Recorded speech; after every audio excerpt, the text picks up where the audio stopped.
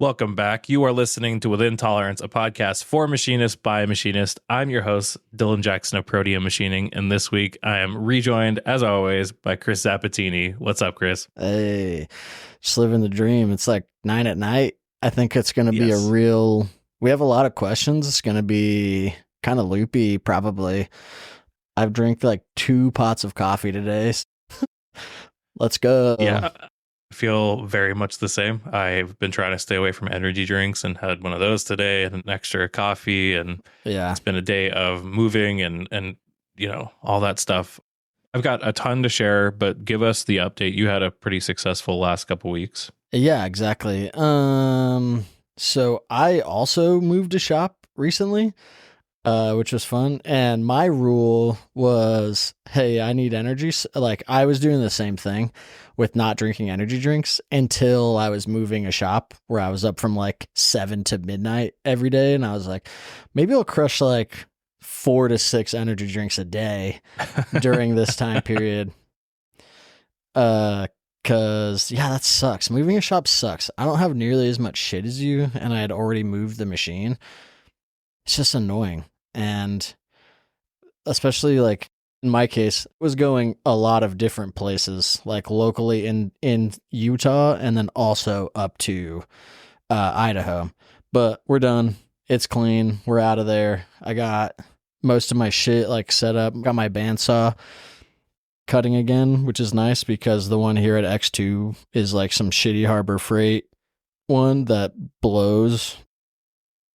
And so we have 3, actually, this is the loopiness right here. I know I can feel Easton already texting us and me that this is an ADD episode for sure, but we have 3 saws in the building right now. We have a $30,000 cold saw that was custom built in Italy. That finally showed up? Because I know when I was there, you were like, you know, he's SOL right now. Dude, yeah, it finally showed up, and then it cut pretty well. They're like, oh, this is going to be sick, and it's going to be contained. And there is shit everywhere. It sucks. For the amount of money, it's like, this is kind of whack. And then there's the shitty Harbor Freight one, and then there's and then mine. So that's cool. So that was successful. Nice, successful move out of the shop. We finally wrapped I don't know if we had wrapped it up or we were just about to wrap up the turnkey in Nevada last time I was on. I think you had just finished it, if I remember right. Yeah. And so that's done. That was cool. And then I was just in New York doing more gear hobbing on the lathe on a Nakamura. And we were going to do a wash on too, but they have the hobbing unit, but they didn't have anything any parts to set up. And I was texting you and Alex, like, this is like probably the purest like consulting gig that I've ever had. 'Cause they're just like, make us better. So it was like, okay. So like I got there, I was there for like 2 hours maybe. And we had already, like, on the Monday, like, we had got the gear hobbing cutting, like, right away. And it was like, all right.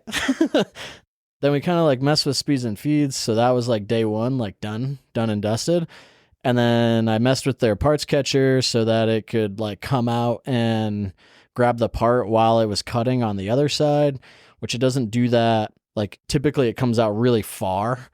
But there's like a little block you move that has the sensor built into it. So like you move that and then it doesn't go out as far. Then you change some parameters, blah, blah, blah. That saves like 45 seconds off the cycle time. They're super happy. By the time we were done, we got it down to like back to the time it was before we added the gear hobbing. So the part came off 100% complete with the gear hobbing in it, which was sick. Easy peasy. Damn. By the time we got there, that was like Tuesday or whatever, like Wednesday. And then I moved over to there. I was like, well, I guess we'll go to the milling side and see what we can do on the milling side. And that's where we recreated the Haas like G13 pocketing, whatever, almost exactly. Like we got it to work more or less the exact same way. This, like, the biggest difference is with macro B, you don't, on a FANUC control, you don't have access to the L variable. So we changed that to an R, but otherwise it worked exactly the same. Because they have a shitload of programs on their Haas's that had that, and they were like, we don't want to have to reprogram all these with longhand code. So he's like, what do we do? And it's like, give me like 3 hours and we'll just make this work. And so it was kind of a pain in the ass, but like by the time it was done, it was working really well. And then I gave him like some other same thing. Like almost all the macros that we have are like born out of like, well, the Haas does this, and it's like, fuck. All right. So like give them redoing other people's work. I'm sure it's super fun. Yeah. It's like, okay, so I guess I can give you like something that gets you kind of close. Like, cause the thing that people really like on like the Haas is the table where if you have probing, where it's like, I just want to touch this tool off, and you go and do that. And so the closest we can get is like being able to run like a G code in MDI or whatever. Yeah. And so we chose G100 because that's what we use a lot of the time on like the Matsuras and stuff. So like I was having this discussion with Justin Gray about like macro argument 1 and macro argument 2, blah, blah, blah, where like you can type in your G code, like G100, and then you could go like A to Z for like first and last tool. Or you could type in like eight different I's, I, for random tools. And it like it's just a weird way that it does it. I guess this is a good time to plug the GitHub that I put up that has all this information that we're talking about. Like I have a shitload of macro resources there. Yeah, I'll throw it in the podcast description. Yeah, I think that's going to be, because I have people that hit me up about like macro resources all the time, and it's like, here it is. Here's all of it. And if you have questions after that, like reach out. Yeah, so that's kind of it with me, I suppose, in terms of updates, other than 100% now, just me also. And that's good. For sure. Yeah. A nice refresh. Yeah. Yep. Yeah. And you don't have anything really big going on, I don't think. We could probably just move on to the question. Like, you're not moving shops. You didn't just buy a new machine. Yeah. So I guess that we should probably start there. Many people saw on my Instagram me at Hermle training last week. Yeah. And we bought a C250. And you don't even know this, but I found out today that as if tomorrow's not going to be busy enough. Tomorrow they're decommissioning my machine. Yeah. So we should have that moved in hopefully in the next, I don't know. I'm going to talk to the riggers tomorrow and see when they can throw me in their schedule again. Yeah. Yeah. But yeah, good stuff, man. Bought that. Went out to Milwaukee for a week, did their level 1 training or whatever they call it. And man, I'm stoked. Yeah. Shop is ready. Like I won't say most of our stuff. Maybe 60% of our stuff is moved right now, not including machines. Tomorrow, machines get moved. The granite plate, the compressor. I think that's everything that the riggers are taking. Your CMM? I'm fried. Yeah. We're gonna do that. We put it in by hand before too. It's light enough that like you just pull the granite off and then you can move it by hand. Oh, nice. Yeah. Sick.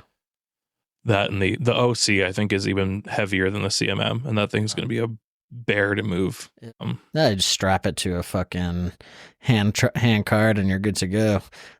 There's two of you. It was on a pallet when we got it, and we must have muscled it up onto the table, but I don't remember it. Like I must have blocked it out. So,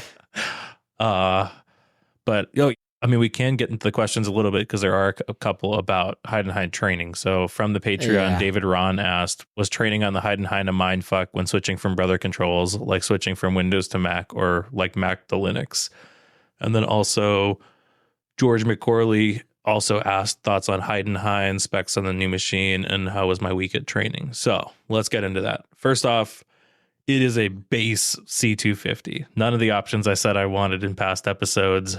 We had some things change at the end of the year, and we needed to open up some more capacity, and just needed a machine. Like, just realized like we have to buy a 5-axis, and we were already moving, and so it just worked out. And so base C250 is 38 tools.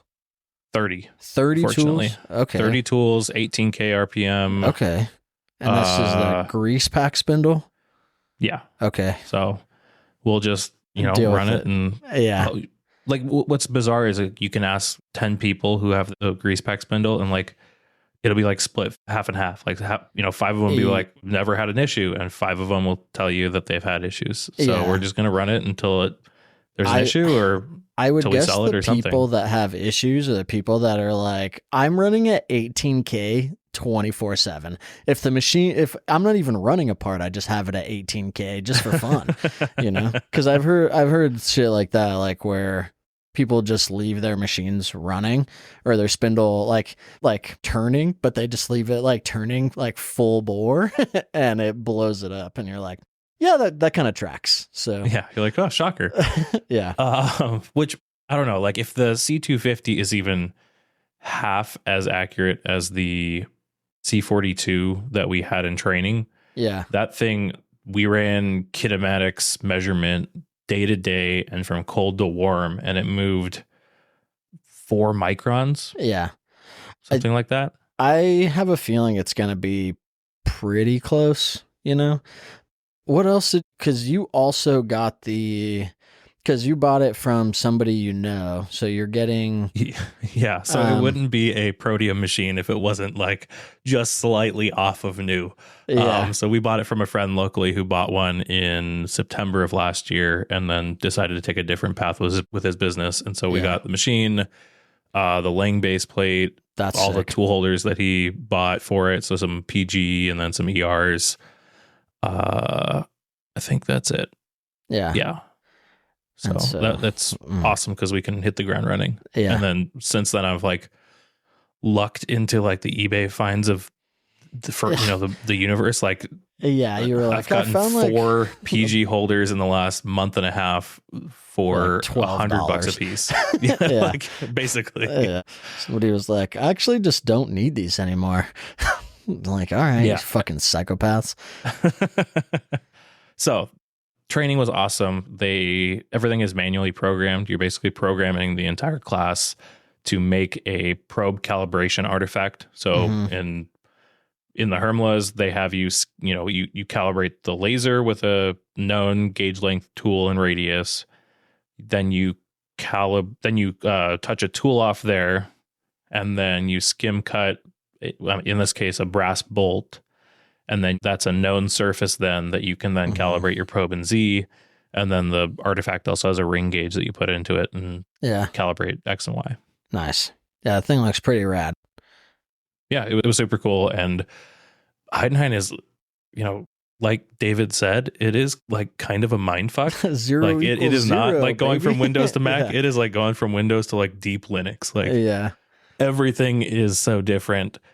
It uses basic M codes, like that all felt very normal.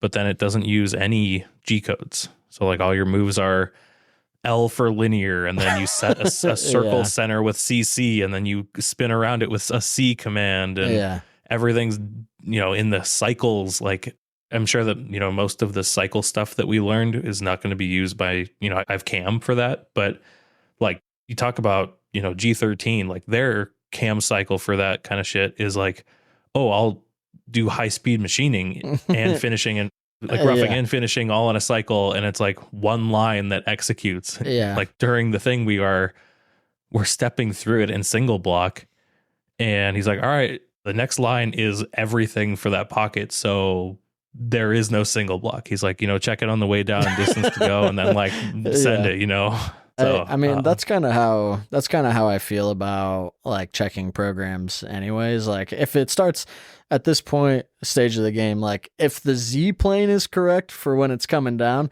more than likely it's going to be fine. Yeah. And that's cool. Yeah. It's really interesting.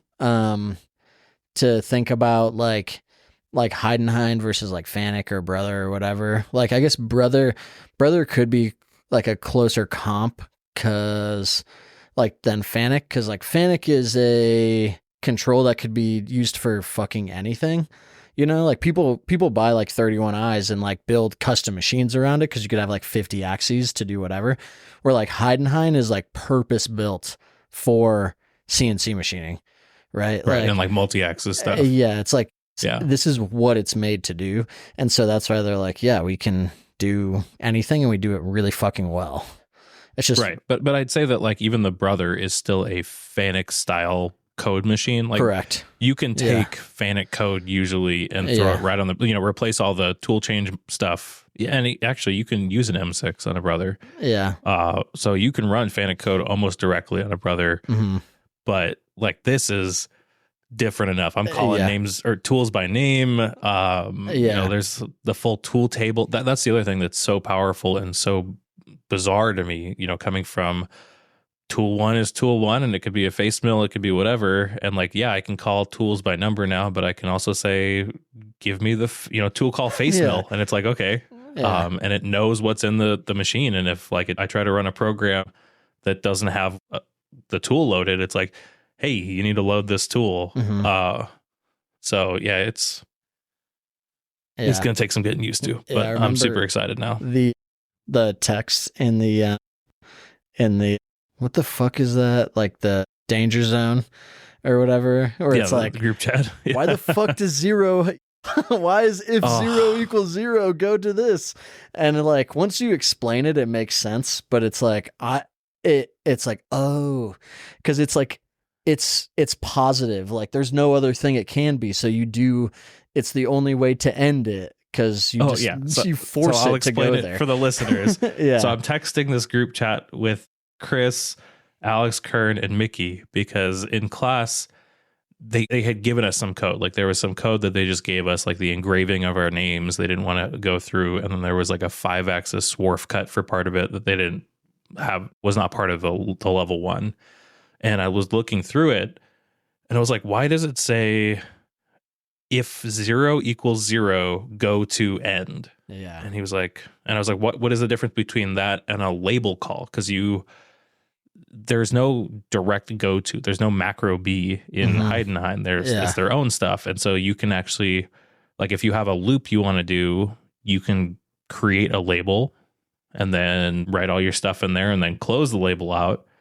And I finally got the information that, some people like to use if, a logical state, the only go-tos you have access to have to be preceded by a logical statement. So like if something is something, go to this. Yeah. And so people coming from a Fanuc background or people who want to make sure that this goes to the, what they want it to go to will use like if 0 equals 0, if 1 equals 1, go to this. And I was, what the hell is going on? And it's so that it always goes there no matter what. And there's no ambiguity, because when a label closes itself, it's supposed to go back to where it was called from. But if you put it at the end of a program right before an M30, like if you create a label called end, and then the next line is M30, it technically should never close itself and then go back to wherever it was called from.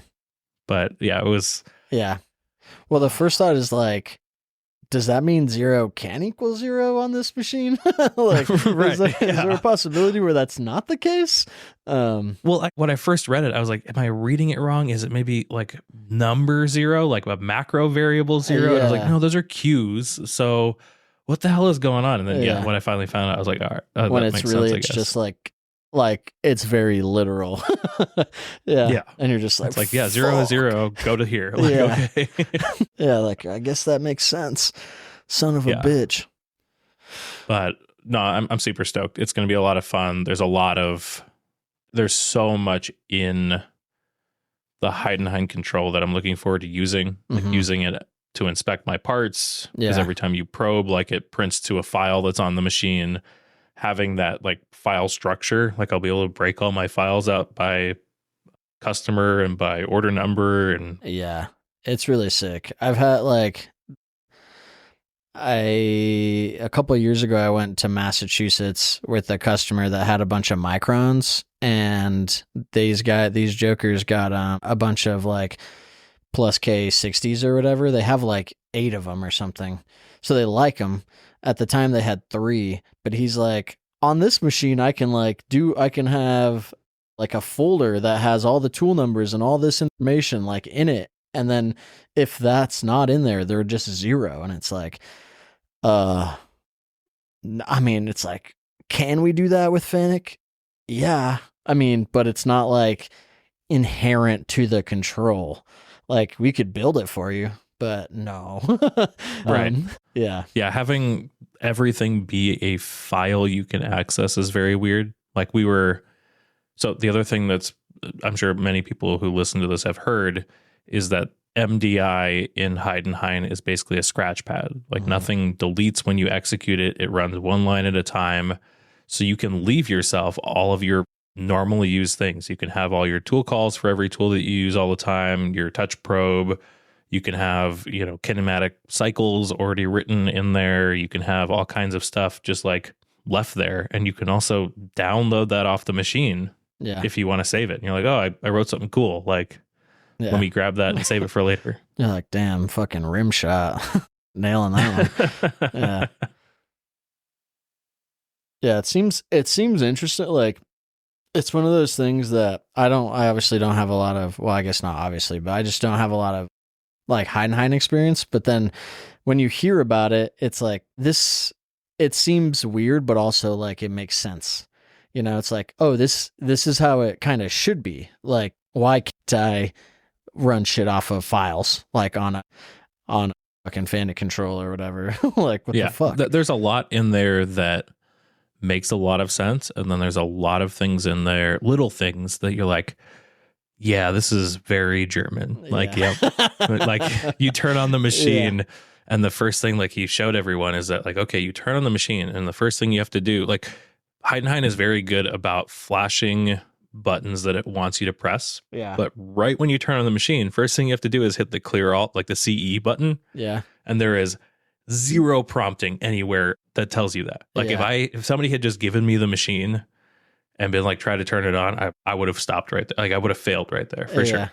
Because once you hit that, then it engages power and then it starts flashing the buttons that it wants you to click. And you're like, cool, okay, I can do this. Yeah. I mean, to be fair, there's quite a few machines like Matsura. My Matsura does it, and like Nakamura's do it, where you like turn it on and it like powers up, but then you have to hit the power button again to like engage the hydraulics and everything. And without that, you're like, what the fuck? I mean, it definitely doesn't prompt you to do that, Right. And you're like, you son of a bitch. You just start like, you're like, maybe that's like, maybe this does it, maybe that does it. You just start pushing shit, and you're like, fuck. It's like, there's like weird things that have been translated weird. Like in the tool table, right under the tool name, there's a field that says DOC. Yeah. And so like lots of people mistakenly put the depth of cut that the tool can do. Yeah. But that's the comment section for that tool. Well, obviously, yeah. Yeah, obviously. So I don't know if it's like a translation from like document in German or something. Yeah, I was going to say, like, it's like doc, and it's just very literal. Yeah, but yeah, I'm super stoked. Nice. So that gets decommissioned tomorrow, moved whenever I can schedule it, and then recommissioned whenever I can schedule it. That's cool, because that means that, like, I mean, if like things line up, then it's probably a lot sooner than you thought it was going to happen, which means you can probably use it a lot sooner, so the training will be more effective. Because I was like, that's like the worst thing ever, is like, well, I got training a month ago, and right, like, here we go. And I think, well, is the C250 a 640 or a 530? 640. Nice. Yeah, it's the whatever the last generation of 640, like the one with the horizontal screen, yeah, with the larger screen that looks like a 7. Sick. God, yeah, I'm super stoked. Yeah. Let's see. Also from the Patreon, Donovan Shelton asked, do either of you have any thoughts to share on note-taking? I find myself always researching problems that I've solved before on other jobs or parts. I'm tired of scouring the web when I get in a pinch on the machines. I think we kind of talked about this last time a little bit, and I'm looking at, it's kind of funny because like I'm looking at it right now. Obsidian, you know, like Jason and I, mostly Jason is using it, and we have shared vault, and a commercial license or whatever with the sync and blah, blah, blah. And I mean, I guess like my thoughts on note taking is just write everything down all the time. Like, you know, what is it?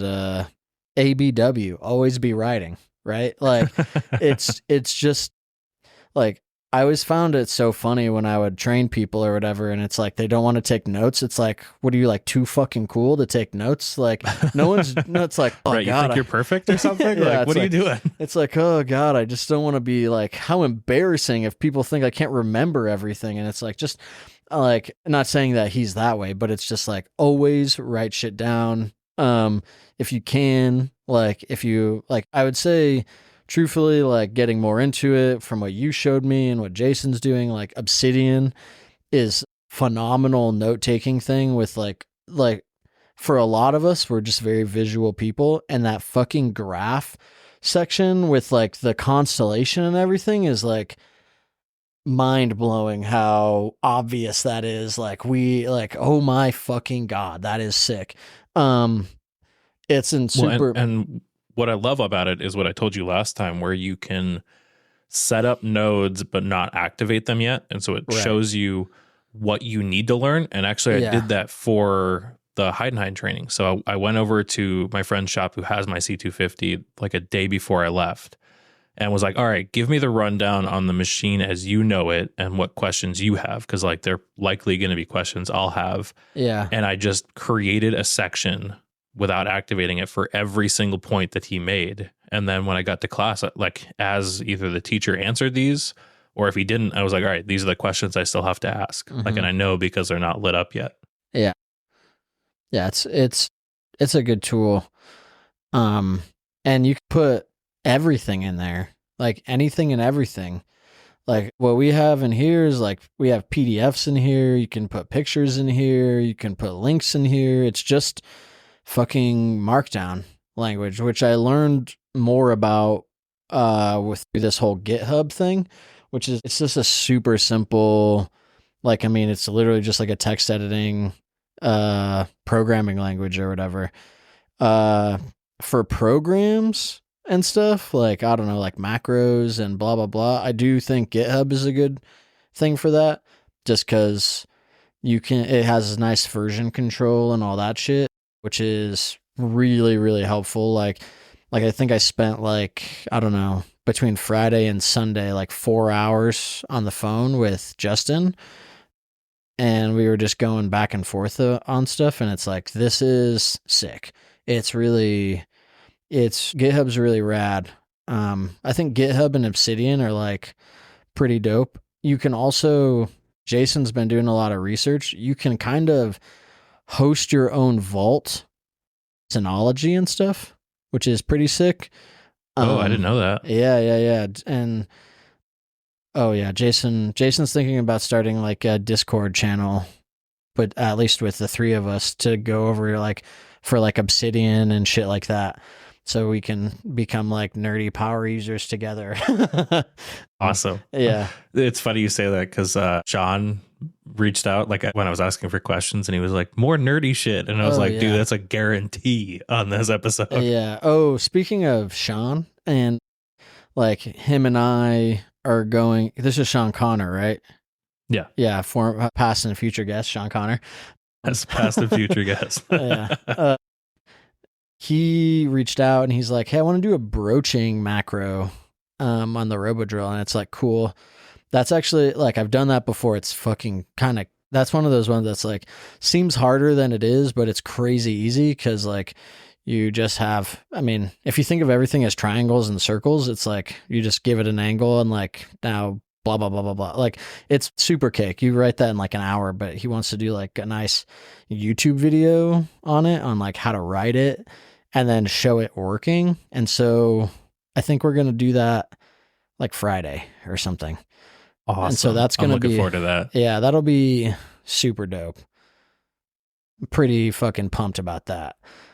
Do you have any more thoughts on the note-taking stuff? But not really. I mean, like I've gone through a million different apps right now, Obsidian, especially for like like stuff for your job or for your own shop. Like I think it's a very good way, like a good repository of knowledge. Because like you said, you can link things back and forth and you have that graphical interface of like, oh, I need a machine thing. Okay, I need it to be on this machine. What are like the things coming off of that? Oh, okay, here's the one that relates to what I'm looking for. Like it's very easy to navigate to what you want. Right. And it also like if things don't link together, you see that as well. It's just like, what's this fucking island? Like, does this even matter? You know? Right. Or like, should it be linking to something? And what's going on there? But yeah, I mean, yeah, he kind of hit it. Like we've all done that where it's like, oh, I'll remember this. No, you fucking won't. Like, you just won't. Never, ever. Maybe you will, but probably not as much as you need to. And just write it fucking down. And use something cool, like Obsidian or Asana or Trello or blah, blah, blah, blah, blah, blah, blah. Whatever works for you, just write it the fuck down. I used to use notebooks, but then it's like, but then you fill up the notebook and it's like, now I have a notebook on my shelf that has like years worth of shit in it. And it's like, I don't know what's in there and I can't search it or I can't do anything. And I want desperately to be a notebook person. Like I like the idea of handwriting notes. I think I do remember them better that way, but I never remember it. Like it's never there when I really need it. And I always remember it when I take no notes that day. And it's just like so frustrating. And that's why, you know, having something on my phone is awesome. Yeah, exactly. Exactly. The CNC man talking about my new collet cleaning setup that I posted today. Dude, that was dope. It's cool. Somebody reached out and said, I guess Master Chemical makes like a degreaser, anti-corrosive thing all in one.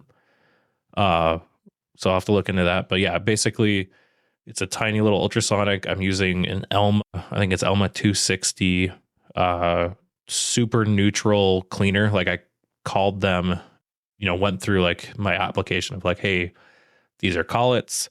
They cannot corrode under any circumstances. Like I cannot incur any kind of corrosion. And so they steered me towards that stuff.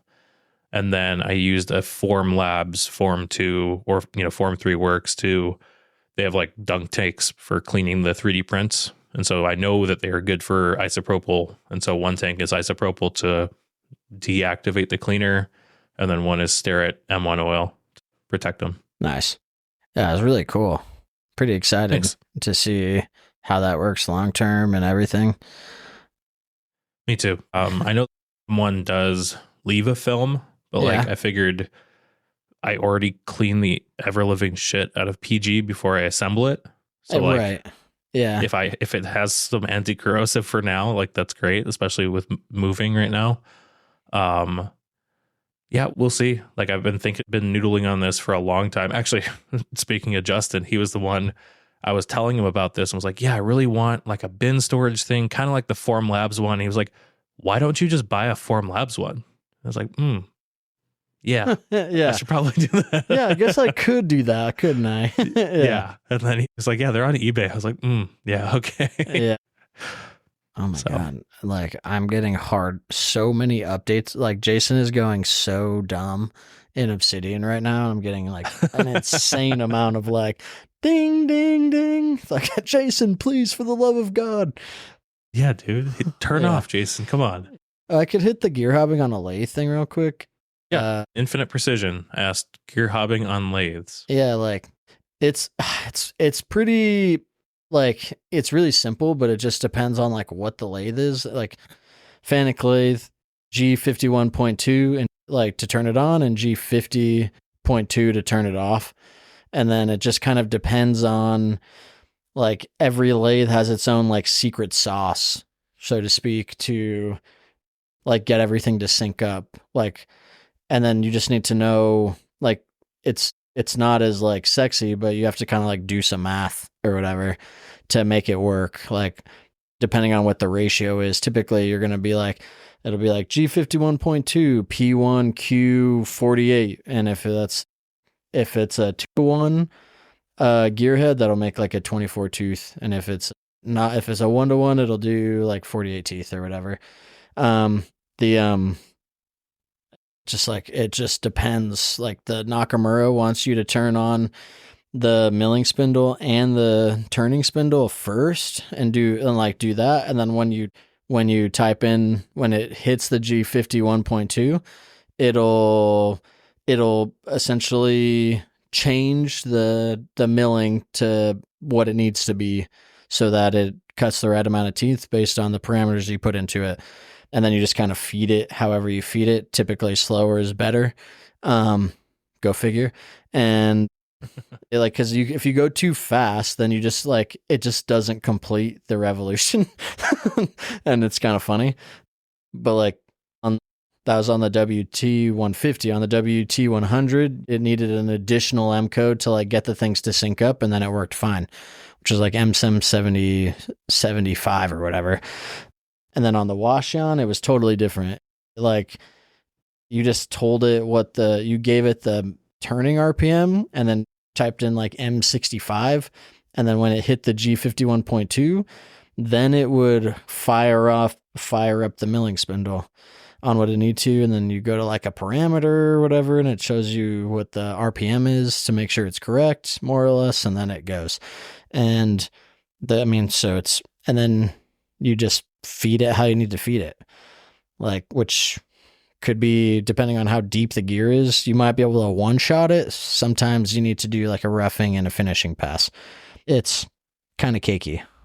How do you calculate the speeds and feeds? Like, are you just shooting from the hip, or because it's not like the surface footage is kind of a hard thing at that point to nail down where it's coming from? That is a good question. Like, so you kind of pick what the like maximum, like the way that I was doing it is kind of like the maximum RPM of the hobbing unit would be, and then working backwards from there. Because like, if you spin it too fast, if you're spinning too fast, you're gonna like, it's just gonna be trash, and no one's gonna be having a good time at all. And I can't remember the math off the top of my head, but to be honest, like, the math is in the I just got the math out of the hobbing unit. Like, they just, in the documentation for the hobbing unit from MD Tool. Just okay, so it's got pretty good documentation. Yeah, it gives you all the math right there. It's pretty easy. I mean, like, it's just, people are like, the toughest thing with it is that the like MD Tool or the machine tool manufacturer, no one's gonna guarantee like a good gear. You know, they're gonna be like, it'll cut like they have what's called AGMA, which is like the quality of gear, which is run out, overall run out, and then tooth to tooth run out. And so like AGMA 8 is like almost 2 thou, I think, of overall run out, and like about 1 thou or so of like tooth to tooth. And then AGMA 10 is like 9/10 of total run out and 5/10 tooth to tooth. And then 12 is like 5/10 of total run out and 2 or 3/10 tooth to tooth, which is like tight.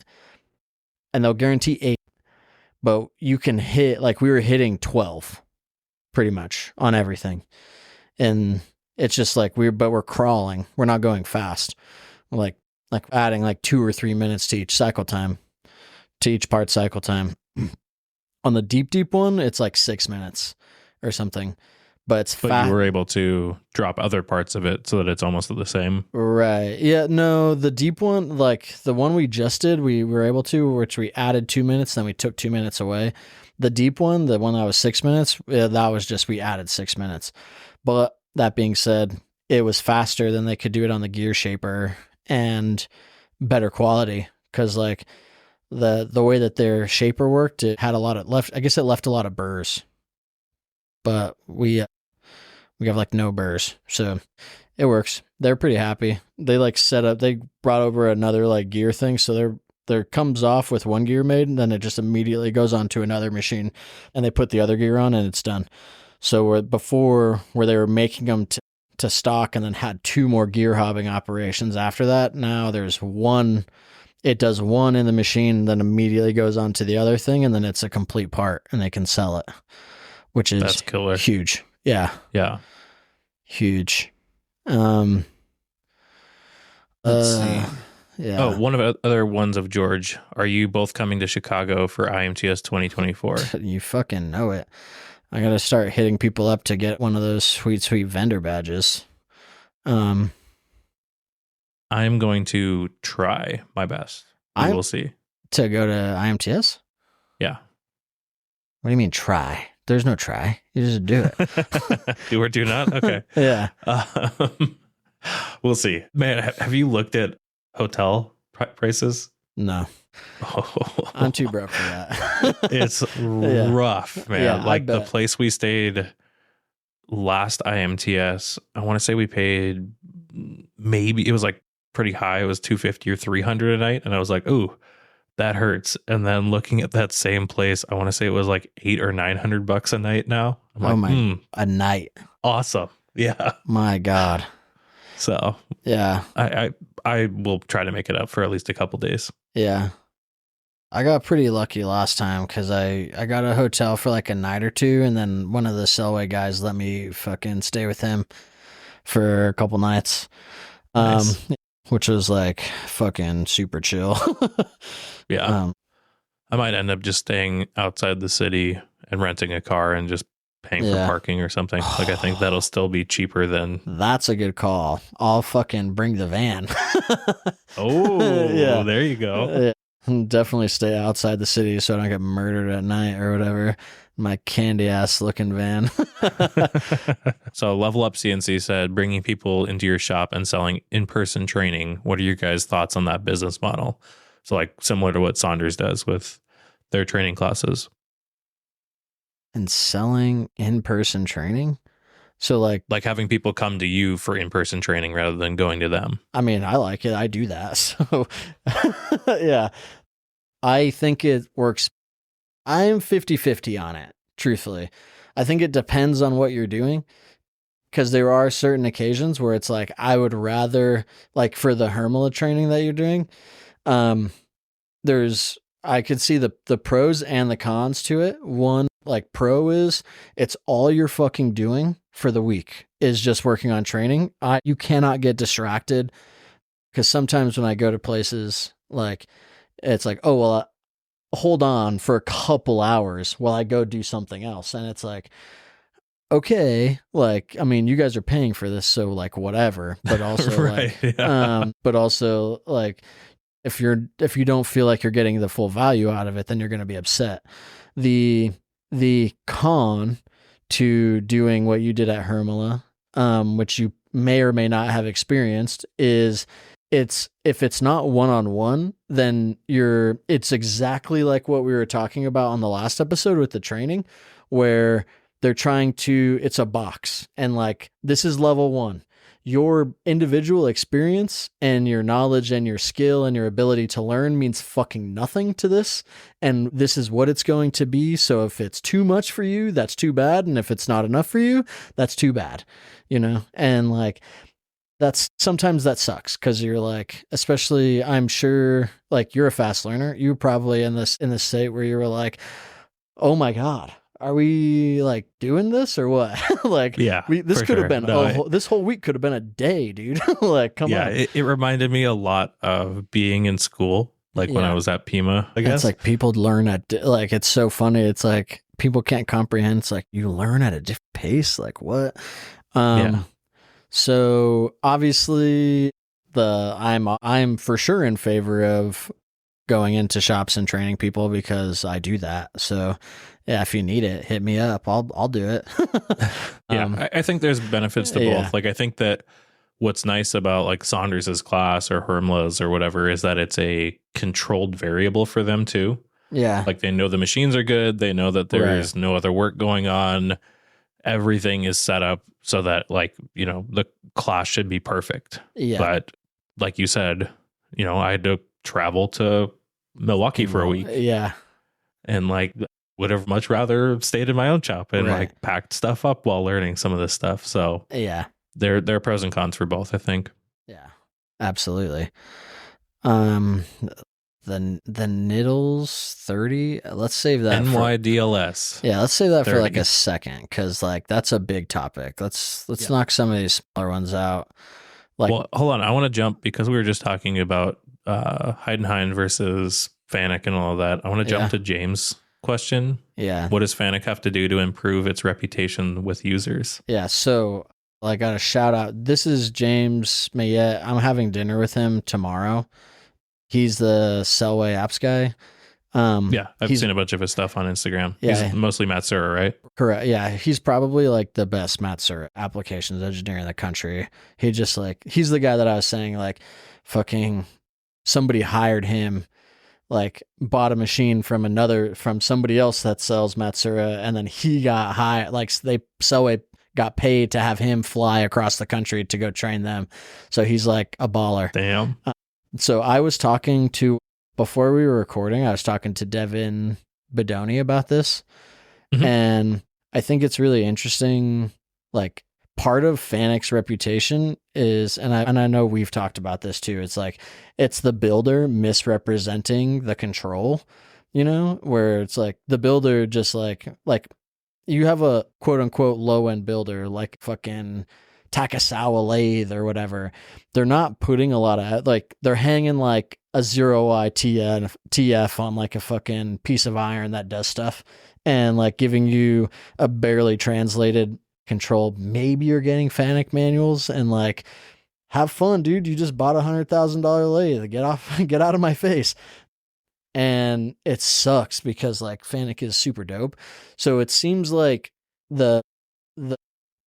my impression from what I'm, and like you can speak to better because I like Fanuc. So like, but the thing that I see a lot is it's just like documentation and resources are so lacking and so scattered that it makes it like, it's like trying to find information on anything is so fucking hard.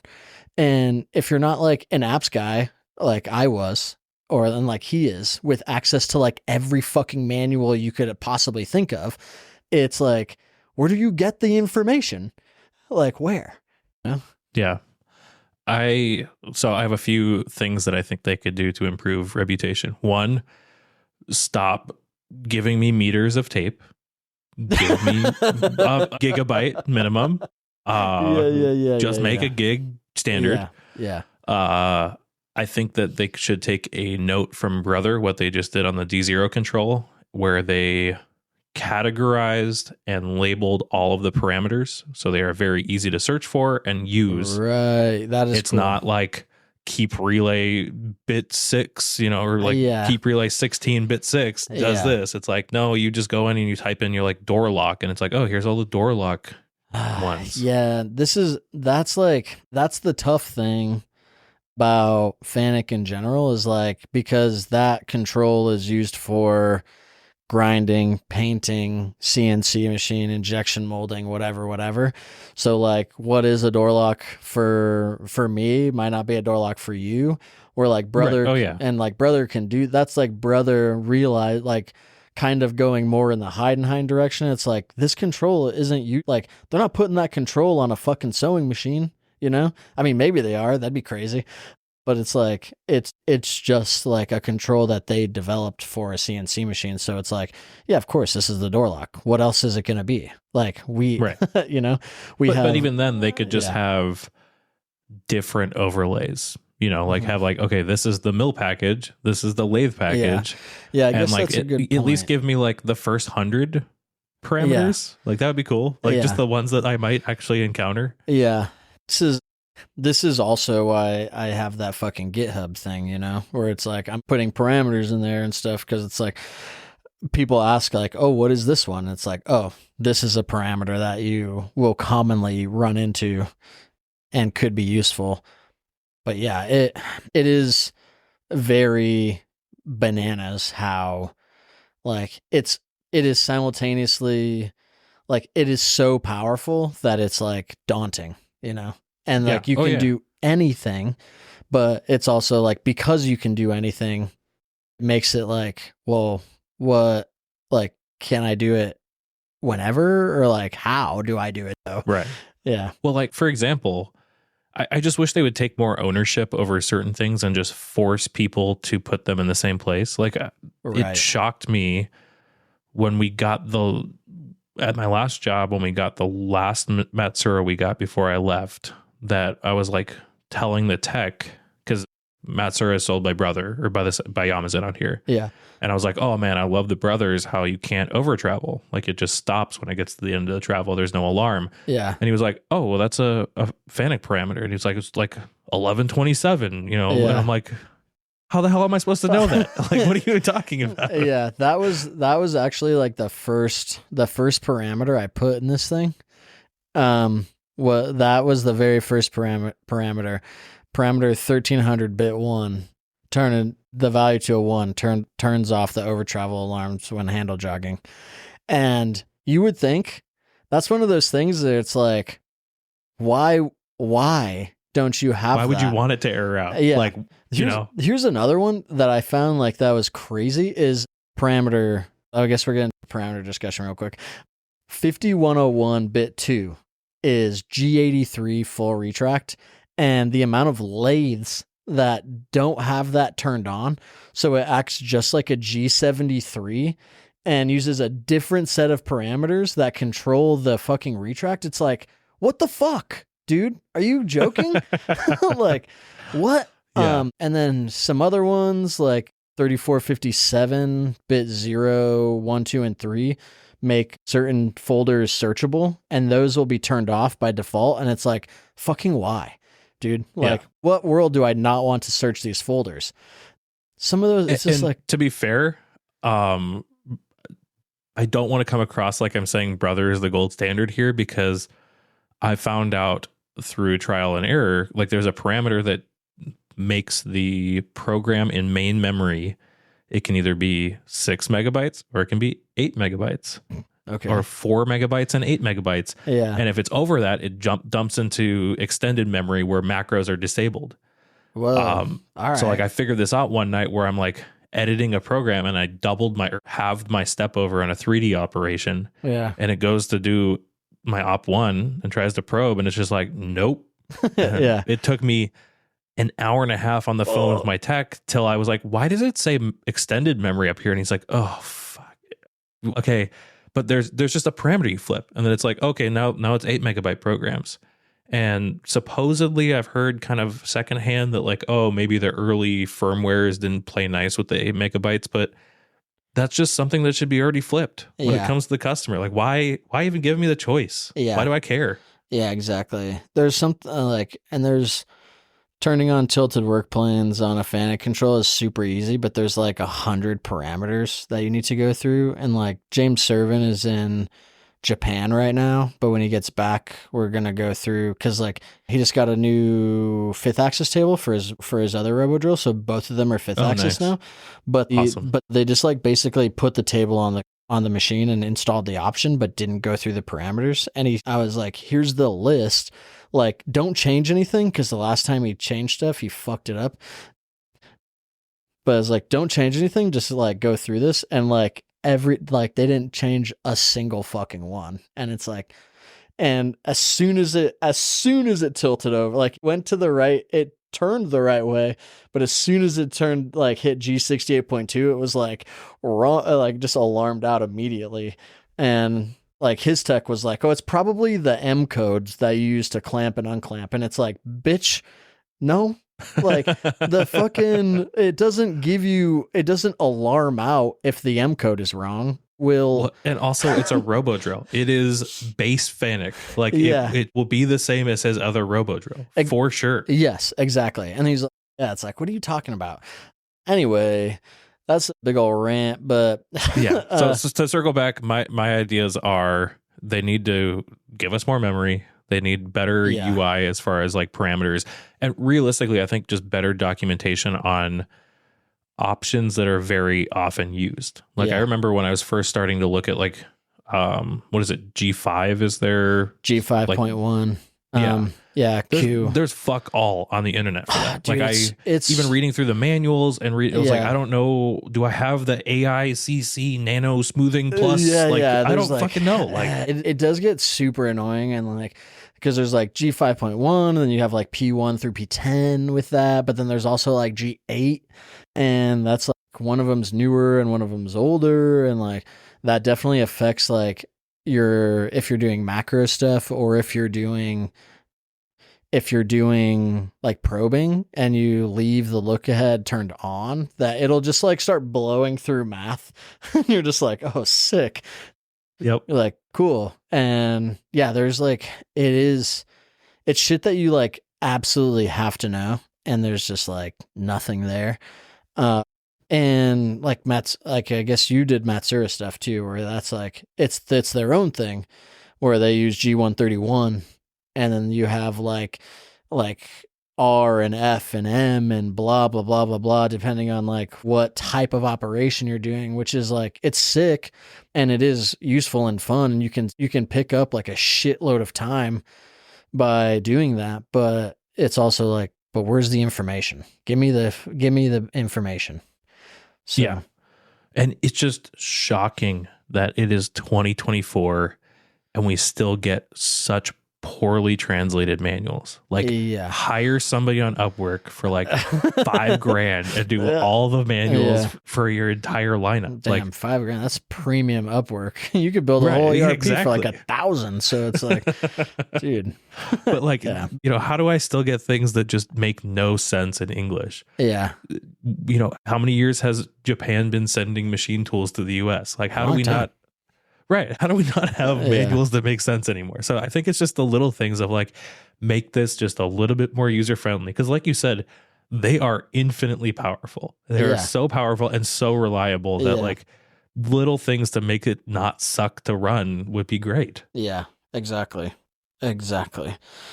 So I guess I'll talk to James. James will let me know if we did a good job answering that question or not. I feel like we were very fair. I'm not asking for the world. I'm asking for the little stuff. Yeah, it's like, please. Yeah. I think like at a certain point, because like with the IHMI stuff that they've moved to, like it still doesn't, they haven't moved parameters into the IHMI. It's all still on like the old school FANUC, but they are starting to like add like early IHMI was like, it was changing constantly and it was bonkers. Now it's kind of like slowed down a little bit. And I think they're going to start phasing out the old school FANUC stuff. It does piss me off.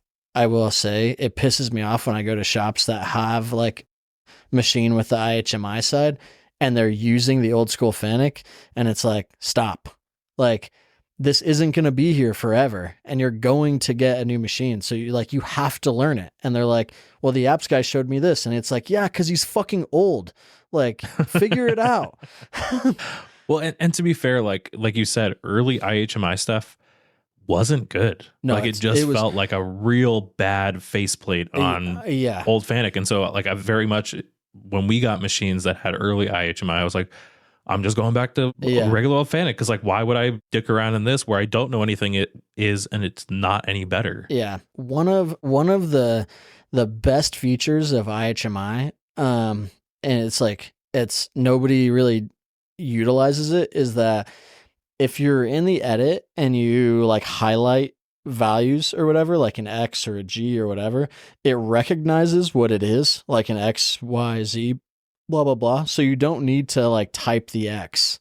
You just type in like a number or whatever and then hit alter and it changes it. And it leaves the X or the Y or the Z or the M or the blah, blah, blah, blah, blah, whatever there, which is like, sounds so silly, but it helps mitigate mistakes, you know, like doubling up on an M code or doing whatever, like changing an X to a Y to a Z or whatever. Like it's really, really nice. It also makes it's easier to like, you can select a whole line and like hit this button called like key paste in, and it'll put the whole line down into the edit section, and you can edit like multiple aspects of that line if you need to, for like a macro, like an if then statement or whatever.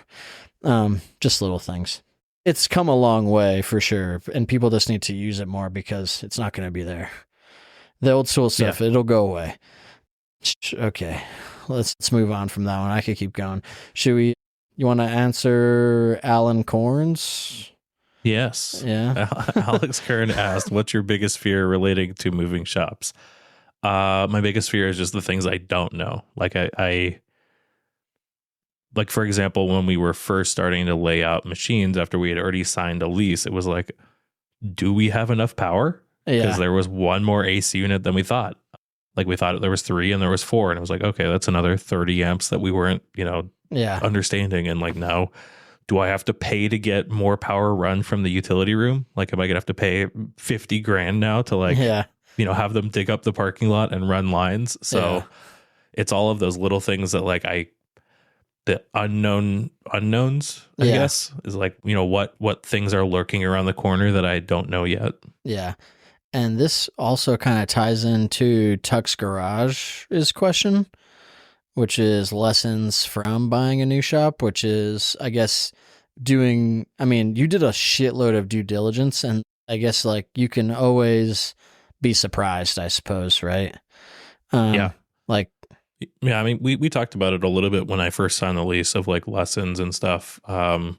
Biggest lesson, definitely get a lawyer. Yeah. Like, just will not having a lawyer will always cost you more money than paying out for an expensive lawyer. Yeah. Yes. So find a good electrician. I'm super happy with the guy that we have this time. He's fantastic. He's coming out Monday to hook up machines. Nice. Because they ran conduit and like did tracks and stuff, and then the drops are over where the machines are, and then he's going to come do flexible conduit from there to the machine. Nice. So I was wondering if you guys were going to do the final hookup yourself, and I was like, baller move. If he had done runs to the wall and had disconnects at the wall, we would have, but we're going to have him come back out Monday, and then I guess maybe Friday or whenever the hell the Hermle is dropped off too, because they've got to wire in the transformer for that as well, because that's 400 volt. Oh, 400. Yep. Because, fucking Europeans. Goddamn, dude. Like, so bizarre. And then if I modeled, the whole shop is modeled. That's how we decided on the thing. I have not been able to run it in VR yet. I was trying Gravity Sketch for a little while. That just absolutely shit the bed. And then I have that new one that I posted the reel about, and the shop comes in, but like, it's weird. Yeah. It's not usable. So I'm going to keep playing with it because I would love to be able to walk through it in VR. TBD. Oh, the person who shall remain nameless, we'll just call him Voldemort, wants to know, what do you do with an employee that thinks he deserves to get paid more money than what he's actually contributing to the company? I mean, it sounds like based on the way that's written, they're a bad employee. I don't know, like either, like, I guess it depends on what it means to that the employee thinks they deserve to get. Like, are they like maliciously complying and doing a bad job? Or are they constantly asking for a raise and not like taking no for an answer, like whatever? Right. Yeah, it depends. Is it someone you want to get rid of, or is it someone you want to keep that just has the wrong perspective? Because like those are two different conversations. Right. Because like if it's somebody you want to keep, you can just have a candid conversation of like, here are the things that would need to be done for you to get more money. Yeah. And if you're not doing them, you're not getting more money. Yeah. There was a Reddit thing on this like a little bit ago, where somebody was like, today I fucked up by asking for a raise too often. And the dude asked for a raise, like basically like every 3 weeks or something like that. And at some point, like I guess the CEO popped his head in and was like, and just started talking to him. And it came up that he asked for raised that many times. And then the CEO walked away, and then the guy's boss came back and fired him. It was like, it's like, if he's unable to like move forward, then why are they here? Which is like kind of a rude thing to say, I guess, but also like not everybody is a fit for every company, you know? And so maybe it's best for everybody if you move on from each other because you're holding each other back. And I don't know. Yeah, I guess like if they deserve to be paid, if you see potential in them, then you put them, and they're like I don't like the way that I can't get over how it's written, I guess, like the question is written, because it's like it doesn't seem like, it seems like pretty cut and dry that it's like just fire them, because to what they're actually contributing, like it just sounds like somebody who's like, I want to get paid more money. And I worked at a place where a guy was like, well, I want to get paid more. And it's like, all right, well, all we can do right now is like, you can work more hours. And he's like, but I don't want to work more hours. And it's like, well, that's all I got for you. I don't know what to tell you. Yeah. Like, it's kind of a shitty thing. I don't know. I don't have a good answer for that one. No, I think like you just decide, like, is this somebody you want to keep around, or is this someone you don't want to keep around? Like that's the fork. And then from there, it decides on how you do this. Like you either, like you said, like there just might not be any more money. If there is upward mobility, then you need to lay it out for them and just say like, hey, the people who make the kind of money you want to be making do these things, and you're not doing them. Yeah. And they've been there for a while and blah, blah, blah, blah, blah. Anyway, all right. Voldemort's question is answered. Riley, machine maintenance. How much or how little do you do? Do you have a method of tracking that stuff for ISO 9001? I guess I do as much as necessary, you know? Like, keep the coolant clean. Like, if shit needs to be greased, we grease it or whatever, keeping oil in it. I'm not like, I want more tracking stuff. Like, I'd love something that reminds me, like, okay, it's been 6 months, replace the batteries or something, you know, like, but right now it's all been it's all been retroactive documentation, and it's all been reactionary maintenance. It's not been, preventative maintenance. Yeah. That's preventive maintenance is kind of a luxury, you know? Yeah. Like, but I'd still love to be doing it. Like, I'd love to be checking things a little more. I don't know how to track it in a way that's unobtrusive right now. And so I need to look at that. I think somebody had reached out a while ago and shown me app sheets, like Google app sheets, and that you can set up stuff in there, like to track, machine serial numbers, and here's kind of batteries it takes and all that stuff. But I don't know if you can set up reminders in there too. So I'll have to look into that. I would think that you could also do, like, if you're still using Asana, you just set up shit in Asana to be like, I have a maintenance project. And I check every so often or whatever. And it just pings you like whenever at a set interval to be like, hey, do this. Which is nice. No, that's probably the best way to do it with what I currently have. Speaking of maintenance stuff, or like specifically coolant, this is a dumb thing to get excited about, but we're actually buying our first like barrel of coolant because we have room for it. Nice. That, and like we have to fill 3 Speedios and the Hermle. I think the Hermle is like 120 gallons or something of coolant. That's like all 3 of the Speedios together. I think they're all, I think both S700s are 150 liters, which is like what, 38 gallons or something, 30 something. Something like that. 40, just under 40. Yeah. And then the F is like 200 liters. So not much more. Yeah. But yeah, we're getting that, and we're getting a dosatron. So we'll have like pretty accurate filling. Versus, well, it's close enough. Like the one on the things is close to 1. Like, sure. Yeah. Oh, dude. Some of those things are fucking trash. Like one of the doser was off at Oracle, and their coolant got up to like 20 some %. And it's just like, it was like, there just becomes like a massive project to get it down you know, because you're like, fuck. Because I mean, you could, but if you're continuing, if you need to run production, you're not like, well, I guess we're going to suck it all out. And like, you just like start like, well, I guess we're just going to dose it down with like 1% until we get back down to like 12. But you have like 200 gallons in the fucking MX330 or whatever. You're like, son of a bitch. Yeah. No, I'm stoked. And like, I'm actually very excited for this fresh start because like looking at the coolant tanks after today, after sucking everything out of them. By the way, big shout out to Simon and Freddie. Like both Brad and I were looking at each other the entire time of like, you're just like, because we used to do it with a pond sump pump. Oh my we would God. pump all the coolant out with that. And then we would use a shop vac to suck all the fines out. And it would 90% of the time kill the shop vac by the end of it. Yeah. And so like, you know, by the time I was like, I hated it. Today sucked in terms that like, it's not fun to do coolant stuff. Yeah.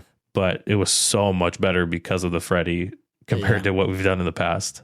But anyway, getting all of that out and looking in the bottom of the coolant tanks, I'm so happy to like pull every panel off of them and all the pumps out and just give them a real good cleaning. We have a new like cleaning agent. We're going to clean the entire machine with, you know, biocide and all that. Can you rent like a steamer to like steam it?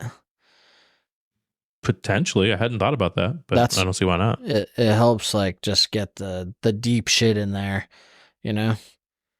Yeah, no, that's a really good idea. I like that. Turnback Knife Co. Yeah.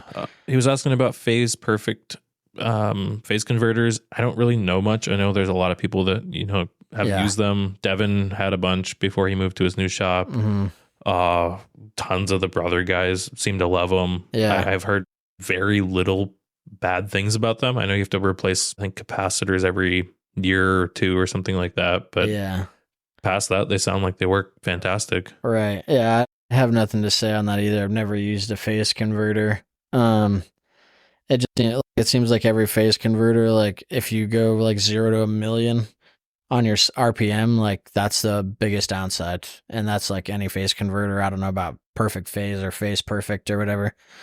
I think they work with the brothers, and those are some of the fastest spindles as far as accel and decel. So nice. I think they're fine. But his other question was about the horizontal from Brother. I think it's the H550, something like that. From what I remember, it looks kind of lame, but maybe that's like kind of my impression too. Because it's not a pallet changer, right?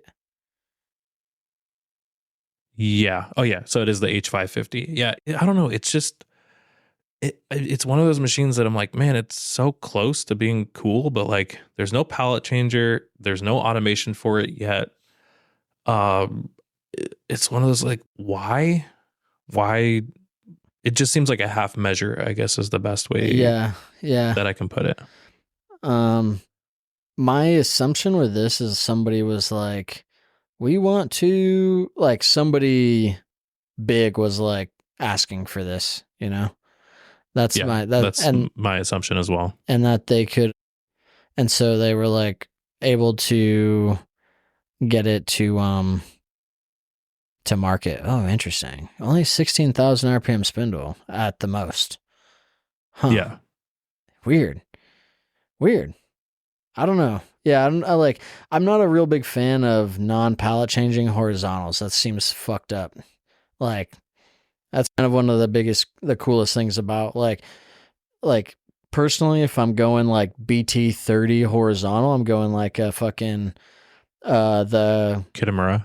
Either Kitamura, either a Kitamura or like a fucking Kiwa, like the KMH 300 or whatever. But truly, like, I have zero interest in a fucking 30 taper horizontal personally. Like, if I was going to buy a horizontal at all, it would be an Enshu, because it's like a 40 taper 50 horsepower machine and they just fucking rip. Like if you needed to fit one of these in a smaller place, I could understand. Like it's got 30 tools. Like it's not a bad machine, but I don't know. It seems to me like any gains you would get from being able to rip a little bit harder with a horizontal, you lose without a pallet changer because you're sitting there unloading and loading the pallet. Right.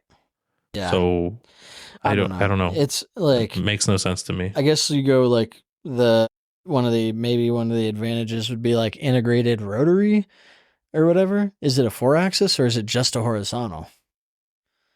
I'm pretty sure it's a 4-axis. Let's see. Cutting feed. B360. All right. Yeah. So, I mean, I guess integrated, you could put tombstone. I don't know. It's hard to say. I like want to put my hands on one and see it. I guess like, it's just like the fucking Haas DC1. I'm super skeptical of that thing. Like, you mean the Chinese mill that Haas is rebranding? Yeah. Yes, exactly. And I don't know. Like, I'm very curious about it, but it's like I gotta touch it. And so I guess we'll see it. I mean, we'll probably see it all over IMTS. I would hope so. Yeah. We'll see. All right. So CAM templates, workflow, tool libraries in layman's terms, so the feeble among us can rise to the next level of CAM proficiency. And I don't like. I don't know where to start because it's such a massive topic. You know, we've kind of talked about this shit a lot, really. I mean, the Rob Lockwood container method is obviously like kind of more or less like gold standard, so to speak, because it just makes your templates super easy. I'd say to start there, like we have to define, there are two kinds of templates in Fusion. Like there's the container method template where you have a template file that you open up, you bring in your part, and then you save it as a new one. And then there's also the right-click templates where you can bring in operations that are already, have all their selections made. I think that's where I would start. Like if you're not using anything, I would start using those because you're still going to use those when you have a container method template. Yeah. And so if we're starting from scratch, then the first thing we're doing is building a tool library. I would say, like, especially if you already have, if you're cutting already, you probably have a handful of tools that you're using all the time. So like, just make a library. It's kind of a pain in the ass in Fusion right now. Cause you have to use that fucking script to get the holders in there, but I think that's going to be changing soon. I don't know. They say that all the time. Man, I hope so. Yeah. At least just put it under a button or something. Yeah, exactly. It's like, please, for the love of God, just make this easy. It's such like a weird blind spot, you know? But like, yeah, once you have your tool libraries, and then like once you have a tool library, then you build your CAM templates around that tool library. The right click one is nice because, well, it's kind of a little more flexible, obviously, like than the container method. And so we'd build our tool library, then we'd start building out templates. And then once we have I guess you get to a point where it's like, well, I do these like 5 operations pretty much all the time without fail. Now we move to container method. Yeah. Especially, and I guess, good fix, like I mean, I don't know if you have this, I assume you do, but like good, I don't know if this is technically like too advanced or whatever, but like it's easy, but like the parametric work holding files make things really nice for like being able to like quickly spin up programs. So tool library, parametric fixture library, CAM templates, and then container method. Container templates, yeah. Yeah, probably in that order. And that's like, it's harder to go into like more specific details than that because we don't know what you're doing, you know, and everybody's so unique and how they do things. But like to your points, like when you're saying build out tool libraries, what he means is leverage the tool library. Like there, you can now have different speeds and feeds for different operations. So like you go into any of my standard tools, I've got a roughing speed and feed, which, contains the step over and step down. I've got the finishing one. I've got a small hole finishing one if I'm like interpolating a small bore. I've got all of the speeds and feeds that I could possibly use with that tool normally. And that way I'm never adjusting any of that stuff. Like the tool is set, the holder is set, the speeds and feeds are set. I'm just clicking on a couple drop downs and it's ready to go. Yeah. And you're just getting to a point where it's like, you're able to like make programs in like minutes or whatever instead of like hours, which is nice.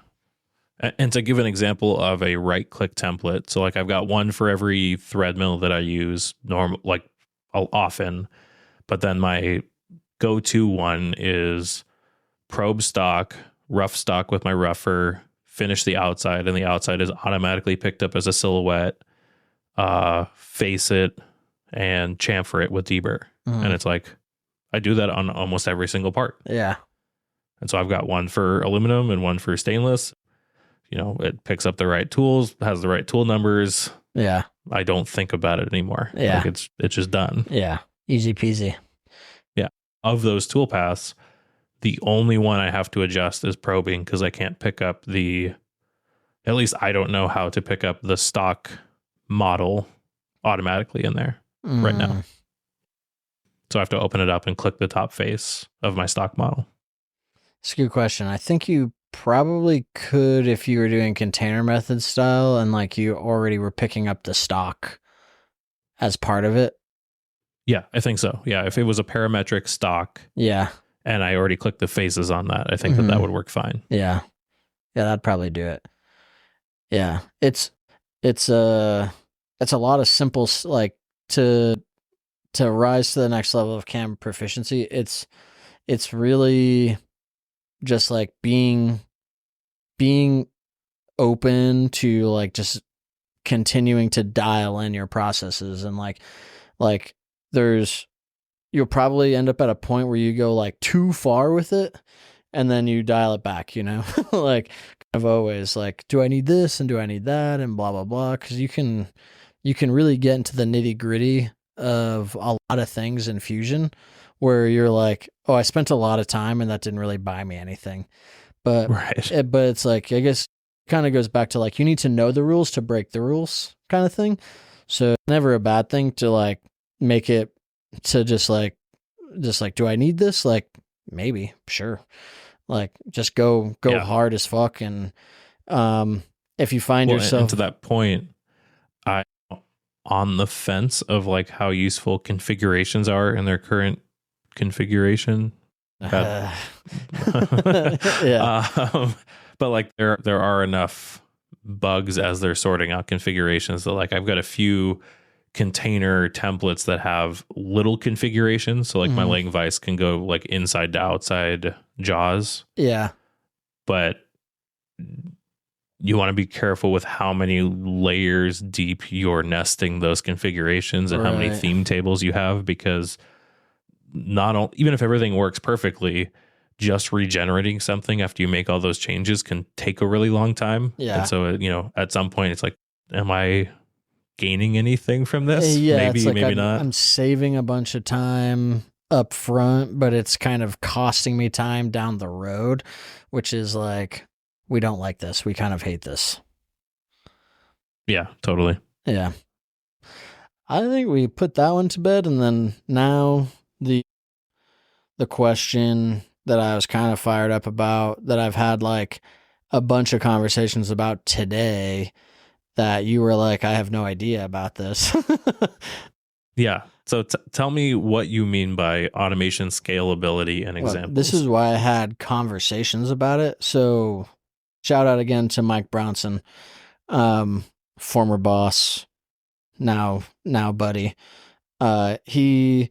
He specifically said, it seems like people use the term scalability incorrectly, or not that they use it incorrectly, but they just don't understand what it means, kind of, and to that point, like, they're just not specific enough.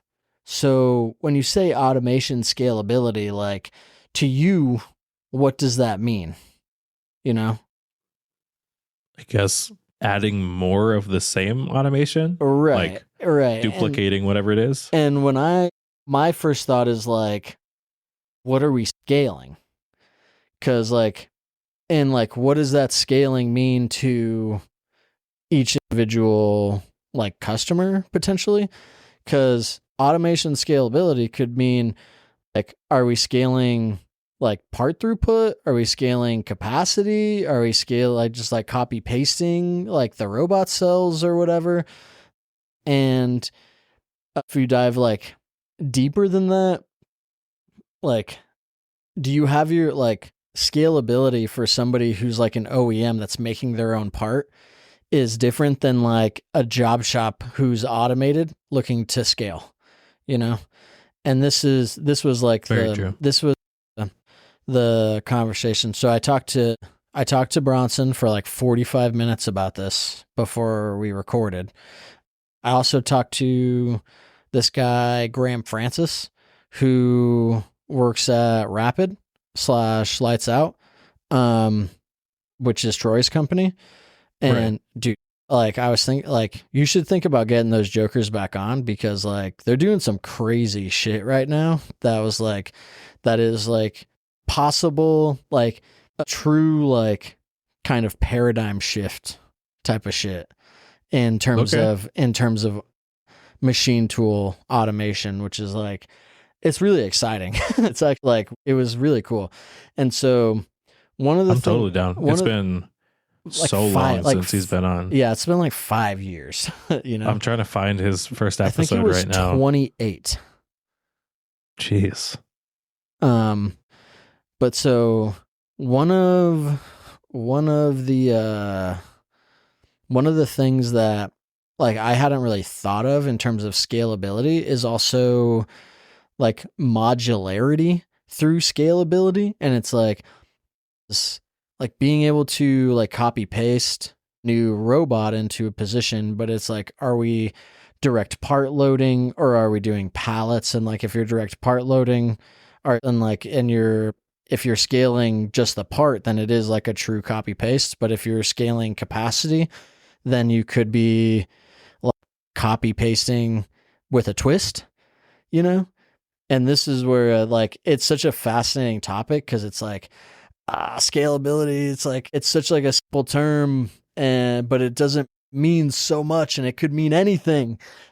And it's just so I can see that. No, for sure. Like it's so fascinating.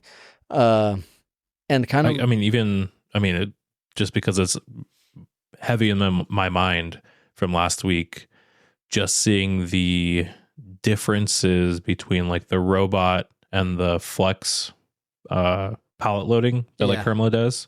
Because like Kyle was they're doing like a Armory 2.0, like they're showing off their gunslide demo thing on like a live stream next week or this week or something like that.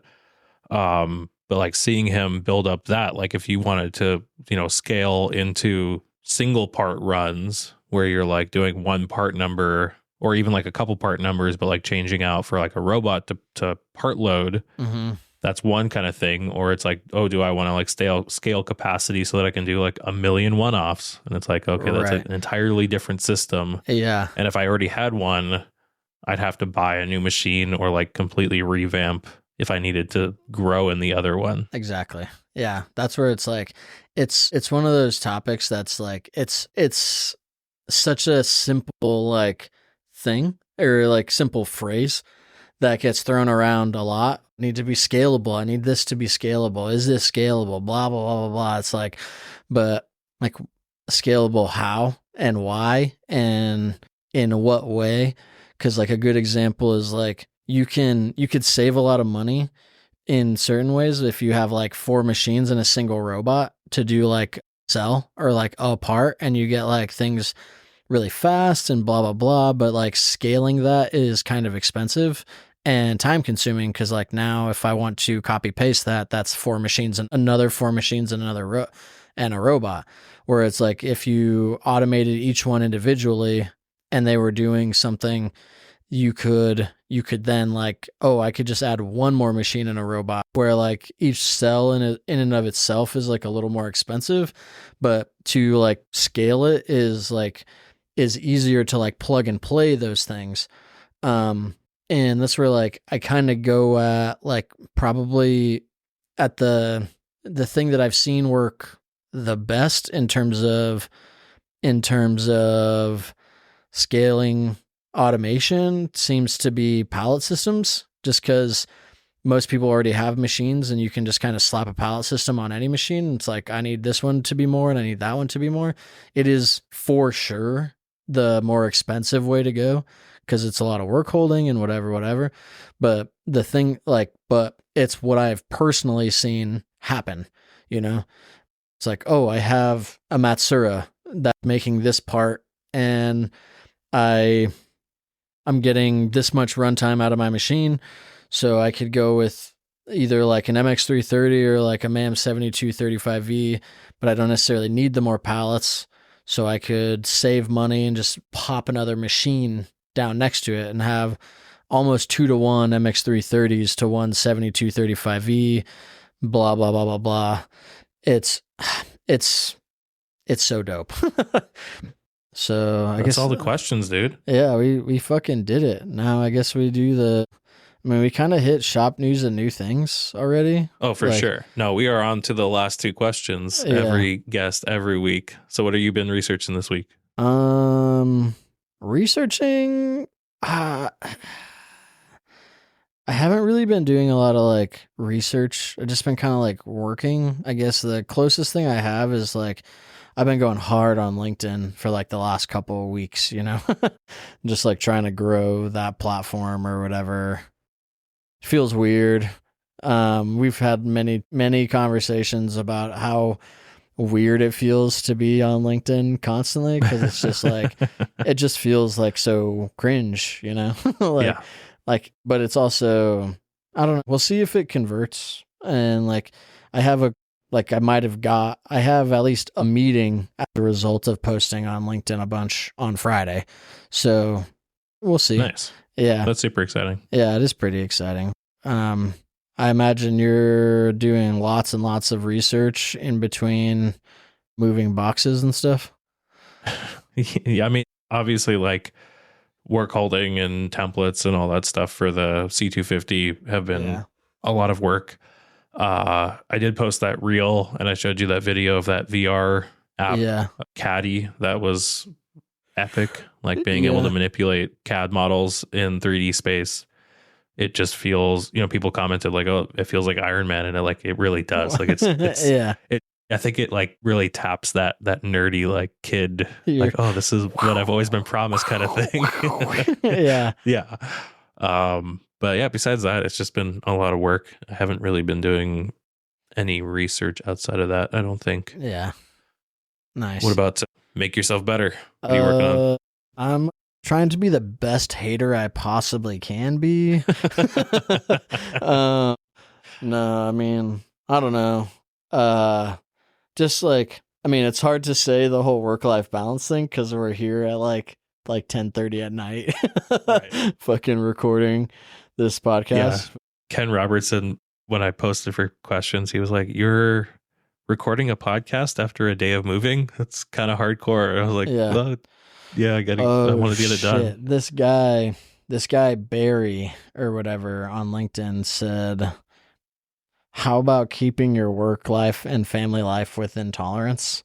Which is like, damn cute. But it's like, yeah, I mean, it's a constant struggle to do that. Like, my